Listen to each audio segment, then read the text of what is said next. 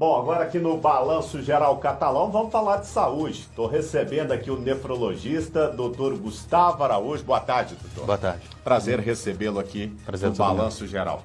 Doutor Gustavo faz parte da equipe do Hospital Nasser Fayad, aqui da cidade de Catalão, e vem aqui para poder tirar algumas dúvidas. E se você tiver uma pergunta a fazer, é só mandar aqui para o Balanço Geral no WhatsApp que já está aparecendo aqui na tela.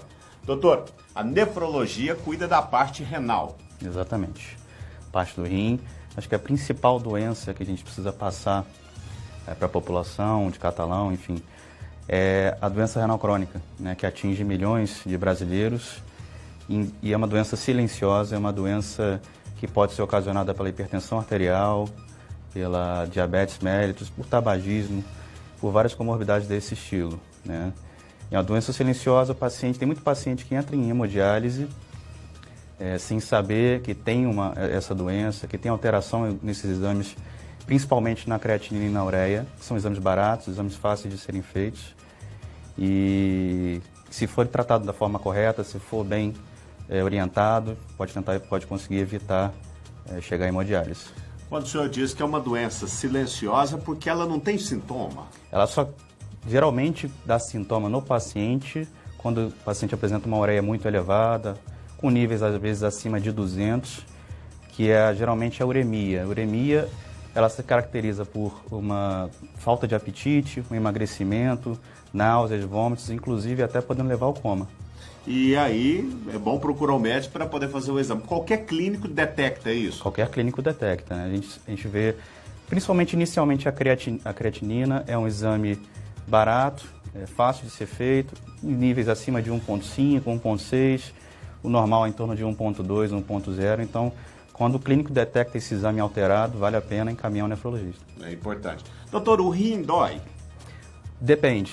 Na verdade, quando há um cálculo renal, quando há alguma doença específica, até a possibilidade da presença de um cisto renal, pode doer se causar uma obstrução, se causar alguma coisa específica. Então, gente, se tiver uma pergunta, pode mandar para cá. Hoje é uma primeira participação. Na semana que vem o doutor volta aqui também trazendo outras informações. A gente conversava antes da entrevista, eu comentava com o senhor um caso de uma pessoa até da minha família que teve um problema que perdia proteína na urina. O que é isso, doutor? Isso é uma proteinúria. Na verdade, existem algumas doenças específicas, como as glomerulopatias, né, englobando síndrome nefrótica, síndrome nefrítica, que fazem com que exista uma perda de proteína na urina, né? A gente acaba caracterizando isso quando você vê a urina um pouco mais espumosa, então vale a pena sempre coletar uma urina tipo 1, é um exame básico, né? E caso exista realmente proteinúria nesse exame, a gente coleta a urina de 24 horas para identificar e definir, né? A glomerulopatia geralmente pode ser identificada por biópsia renal e por alguns exames específicos, né, que também podem levar, inclusive, a hemodiálise. Sempre é bom identificar. Doutor, então a cor do xixi, a consistência do xixi pode dizer muita coisa? Pode dizer, sim, né, mas nesse caso específico da glomerulopatia, da síndrome nefrótica, a espuma em excesso na urina pode identificar para a gente que existe proteinúria no paciente. Sei que de organismo para organismo muda muito, mas existe uma cor ideal da urina, doutor? A gente sempre fala em uma urina um pouco mais clara, né? O paciente que tem uma urina mais escura, a gente fala que o paciente pode estar um pouco mais desidratado. Sempre é bom ingerir muito líquido para evitar cálculos renais, né? Para evitar a presença de cálculos em si, que podem obstruir, podem causar inclusive a dor no rim, que você falou há pouco tempo.